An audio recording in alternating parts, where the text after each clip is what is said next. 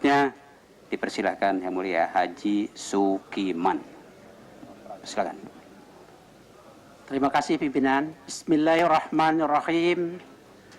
Pendapat akhir Haji Sukiman SPDMM, nomor anggota A498, anggota Mahkamah Kehormatan Dewan, fraksi Partai Amanat Nasional, Dewan Perwakilan Rakyat Republik Indonesia, terhadap surat pengaduan Bapak Sudirman Said, Menteri Energi Sumber Daya dan Mineral, terhadap anggota DPR RI Bapak Dr. Andes Setia Novanto AK dari fraksi Partai Golkar, nomor anggota A300. Assalamualaikum warahmatullahi wabarakatuh. Salam sejahtera bagi kita semua. Yang mulia saudara pimpinan dan anggota Mahkamah Kehormatan Dewan, hadirin dan teman-teman media yang berbahagia, saudara sebangsa dan setanah air yang kami cintai.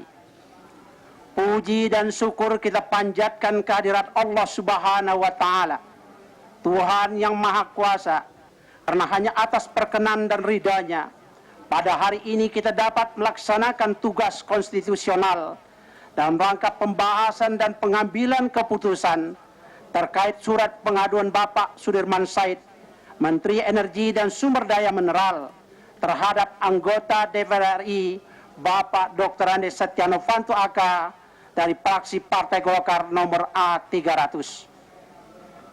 Yang mulia pimpinan dan para anggota Mahkamah Kehormatan Dewan, Pasal 20A Undang-Undang Dasar Negara Republik Indonesia tahun 1945 menyebutkan bahwa Dewan Perwakilan Rakyat Republik Indonesia memiliki fungsi legislasi, fungsi anggaran, dan fungsi pengawasan.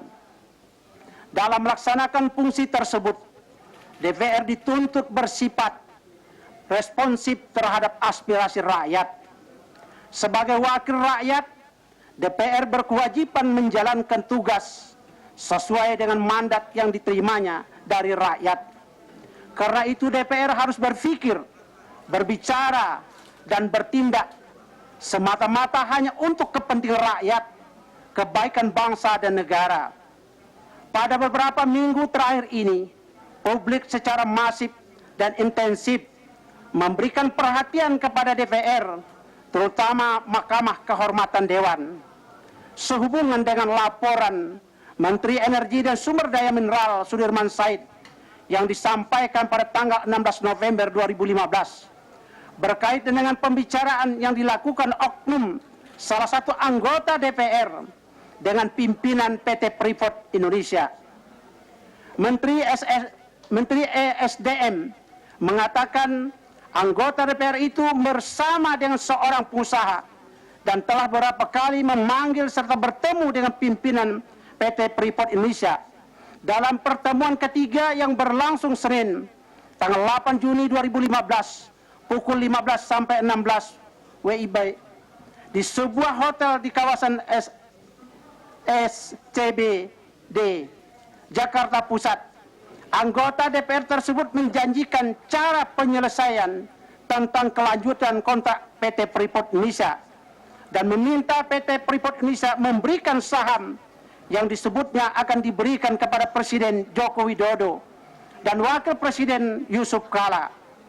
Anggota DPR ini menjanjikan sebuah cara penyelesaian kepada pihak yang sedang bernegosiasi dengan Republik Indonesia, sembari meminta saham perusahaan dan saham proyek pembangkit listrik.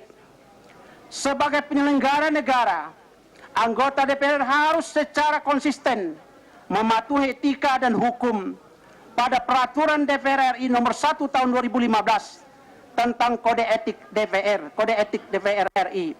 Kode etik merupakan norma yang wajib dipatuhi oleh setiap anggota selama menjalankan tugasnya untuk menjaga martabat, kehormatan, dan citra dan kredibilitas DPR. Artinya, dengan peraturan tentang kode etik DPR ini, para anggota Dewan telah memiliki standar moral, standar formal yang mengatur perilaku, profesi dan kapasitas mereka selaku wakil rakyat. Kode etik ini merupakan panduan normatif bagi anggota dewan dalam menjalankan peran mereka yang berkaitan langsung dengan kepentingan umum. Disiplin, kerja, tanggung jawab, keterbukaan, dan manajemen konflik kepentingan. Setiap tindakan yang menyalahi panduan perilaku itu bisa dikatakan sebagai pelanggaran kode etik. Kode etik ini memiliki tujuan untuk melahirkan anggota dewan yang profesional, yang dedikatif. Seluruh anggota DPR harus menegakkan etika dan kehormatan DPR RI, sehingga timbul kepercayaan masyarakat terhadap lembaga perwakilan rakyat. Adanya dugaan pelanggaran etika seorang anggota DPR harus diselesaikan sesuai dengan mekanisme yang berlaku dalam kode etik. Penyelesaian pelanggaran kode etik tidak sama dengan penyelesaian hukum, karena penyelesaian etik tidak harus disertai bukti fisik, sedangkan penyelesaian pelanggaran hukum memerlukan bukti fisik. Penyelesaian dugaan pelanggaran etik Saudara Dr. Andes Setia Novanto AK sudah menjadi perhatian masyarakat luas. Persidangan MKD yang diliputi secara luas oleh publik sesungguhnya sangat menyakitkan karena memampangkan lukisan wajah wakil rakyat yang diduga tidak menegakkan etika secara konsisten, sehingga masyarakat lalu memandang para anggota dewan dengan citra yang buruk. Namun demikian, memperhatikan urgensi penegakan etika kepada semua anggota DPR RI, termasuk Ketua DPR, maka kami dengan saksama mengikuti persidangan ini dan sungguh-sungguh mendengarkan suara rakyat, karena bagi kami suara rakyat adalah suara DPR, suara rakyat adalah suara Partai Amanat Nasional, suara rakyat adalah suara Majelis Kehormatan Dewan. Saya mohon maaf mengambil jargon dari Partai Golkar. Sidang MKD yang kita selenggarakan sejak pertengahan bulan November 2015 telah mendengarkan pokok permasalahan yang diajukan oleh pengadu dan mendengarkan keterangan teradu, memeriksa alat bukti, dan mendengarkan pembelaan teradu.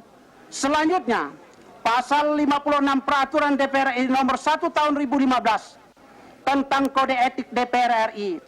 Putusan MKD didasarkan atas kepatutan moral, etika, fakta dalam hasil sidang MKD, fakta dalam pembuktian, fakta dalam pembelaan, dan tata tertib dan kode etik.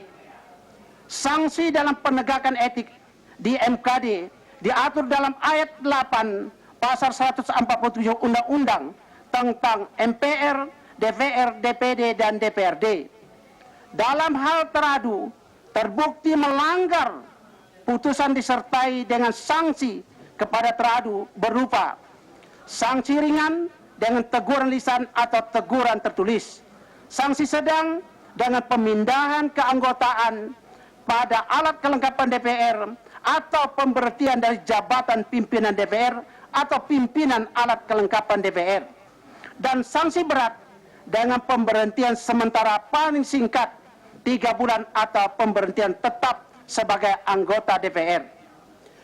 Berdasarkan keterangan pengadu, keterangan teradu, dan pemeriksaan alat bukti, keterangan-keterangan saksi-saksi, serta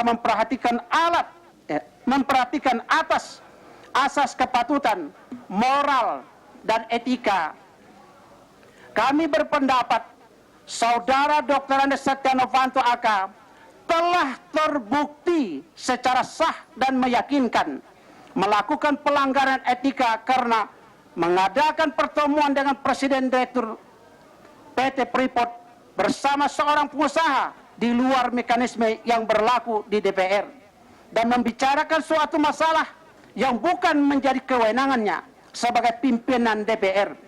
Maka dengan mengucapkan Bismillahirrahmanirrahim dan dengan senantiasa meminta petunjuk dan ridha dari Allah Subhanahu wa taala, saudara Dr. Andes Setia Novanto AK dapat diberikan sanksi sedang. Akhirnya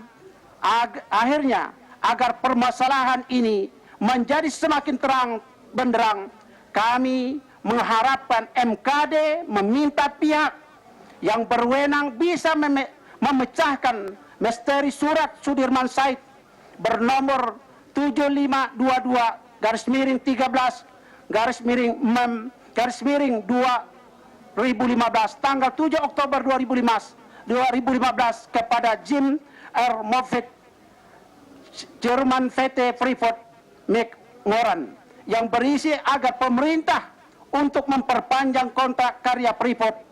Sudirman Said di bawah sumpah harus berkata jujur siapa yang menyuruh membuat surat itu, karena yang menyuruh merupakan biang segala biang kemelut PT Freeport selama ini. Sekiranya Sudirman Said mengatakan surat itu di inisiatifnya sendiri, maka harus segera diresapel karena telah bertindak sebagai agen asing. Demikian pendapat kami. Semoga Allah Subhanahu wa taala senantiasa memberikan hidayahnya agar kita dapat mengambil keputusan yang benar dan diridai Allah Subhanahu wa taala. Demikian, lebih kurang saya mohon maaf. Saya akhiri wabillahi taufiq wal hidayah. Wassalamualaikum warahmatullahi wabarakatuh. Jakarta, 16 Desember 2015. Anggota Mahkamah Kehormatan Dewan, fraksi Partai Amanat Nasional, Dewan Perwakilan Rakyat Republik Indonesia, ditandatangani Haji Sukiman SPD MM, nomor anggota A498. Terima kasih.